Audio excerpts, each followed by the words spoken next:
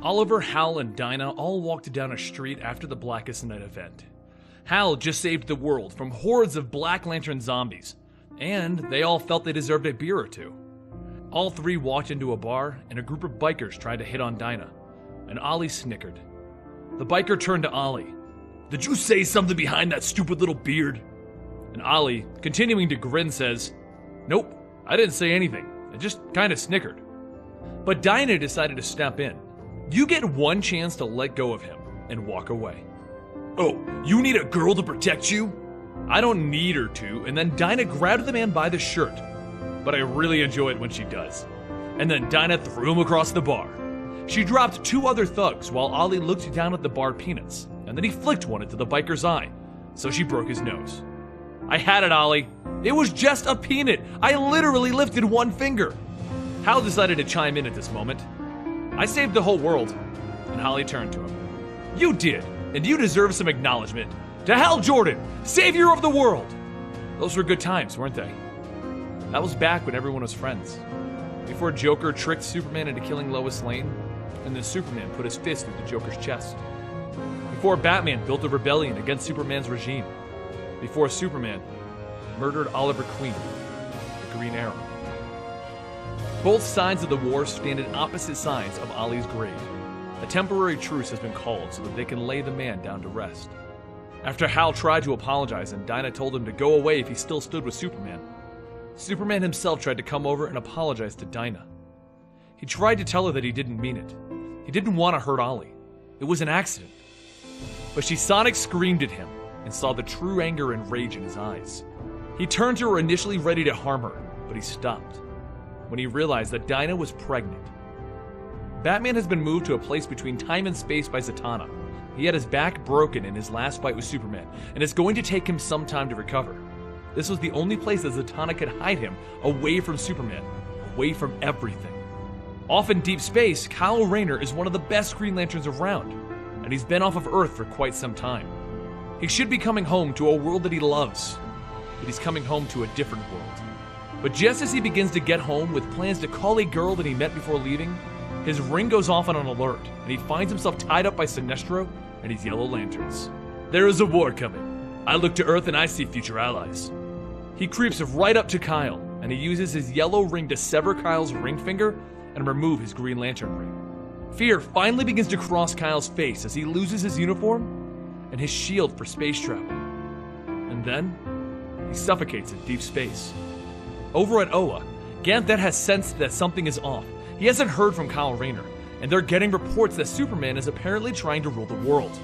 Guy Gardner, another one of the Earthling Green Lanterns, laughs at the idea that Superman will be trying to conquer Earth, so he asks the Guardians to loan him some of the lanterns, and he'll go talk to Hal.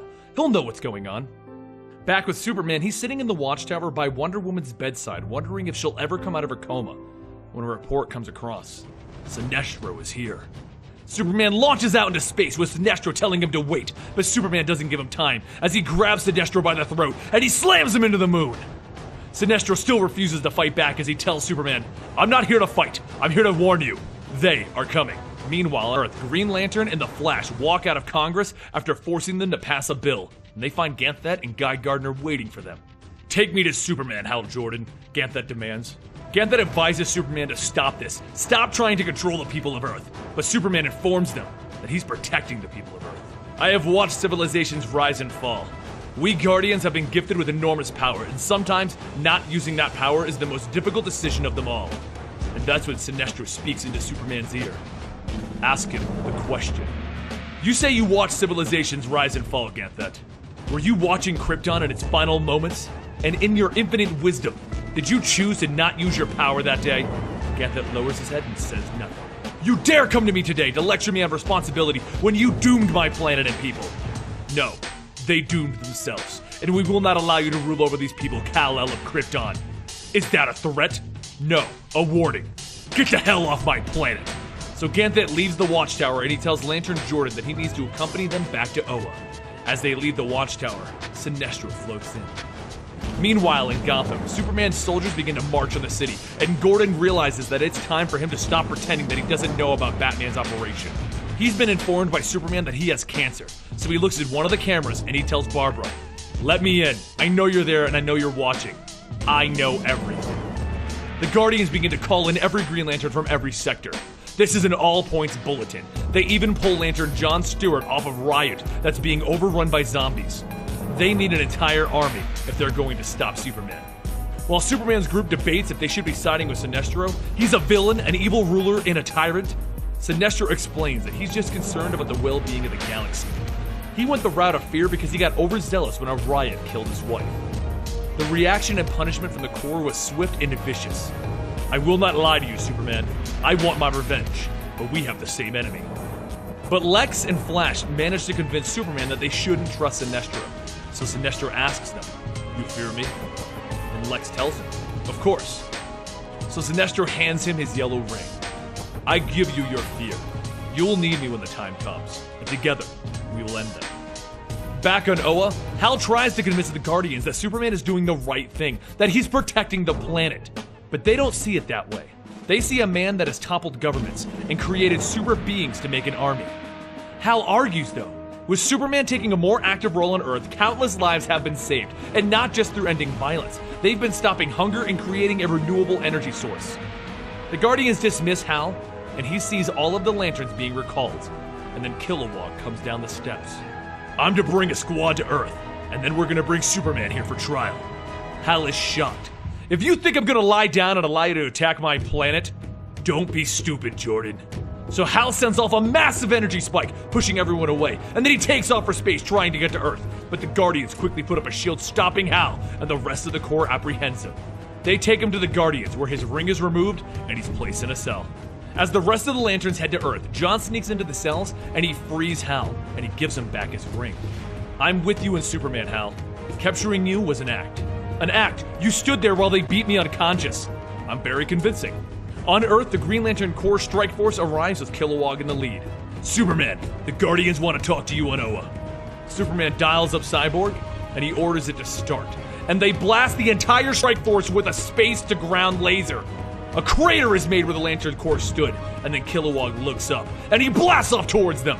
Superman dodges Kilowog, and he tells him, "This is stupid. You can't touch me with a thought-based weapon. I move faster than thought."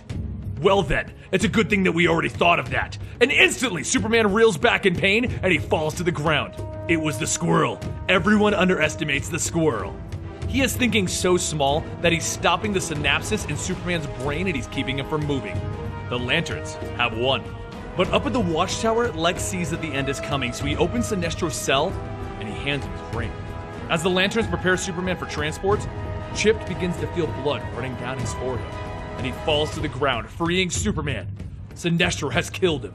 The fight begins again with the Lanterns battling against Superman, Hawkgirl, Shazam, and Sinestro. But just then, Hal and John arrive on Earth to see what a disaster this has become. John heads over to stop Sinestro, while Hal calls for Kilowog and Superman to stop fighting. Sinestro then hovers behind Superman with the entire Yellow Corps, an army at Superman's disposal. So Kilowog agrees to stand down and leave. They'll return to Oa. But Sinestro refuses. "No, you can't let them leave. They'll report this and they'll return with more Green Lanterns." Hal looks to Superman to let the Lanterns go, but Superman looks away. Sinestro's right. The debate begins on whether or not they should exterminate the Green Lantern strike force, but Superman refuses. "We're heroes. We don't kill. Detain them and take their rings." As he takes Kilowog's ring, Kilowog warns him, "The Guardians are gonna come here and kick your butt, Poozer." Superman orders for Sinestro to stay. Without him, Superman would be halfway to Oa by now, but the Yellow Corps is told to head off-world and wait.